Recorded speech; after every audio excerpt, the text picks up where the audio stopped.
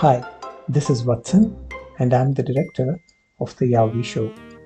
Our aim with each episode was to convey morals in a universally appealing manner.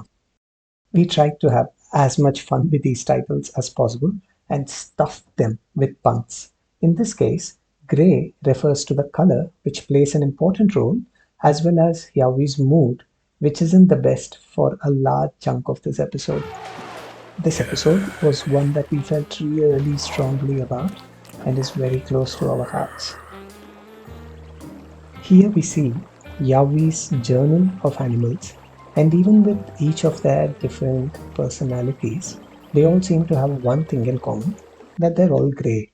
This indicates human bias through Yowie, who concludes that all animals in the jungle are meant to be a single color, grey.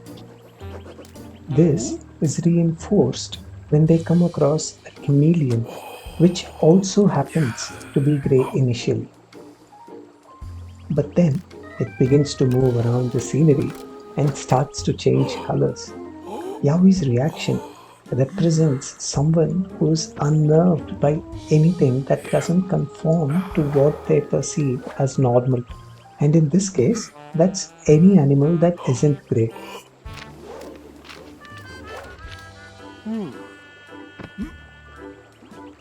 Yowie repeatedly tries to get the chameleon to change back, and as though all it needs is some convincing, they point to their grey drawing, trying to use it as proof for the same. But of course, the chameleon does not and cannot change what is a natural part of itself. And when Yowie drops it into their basket of fruits, it takes on a myriad of colors. That's when Yowie comes to terms with the fact that they cannot force someone else to change to their perception of the ideal.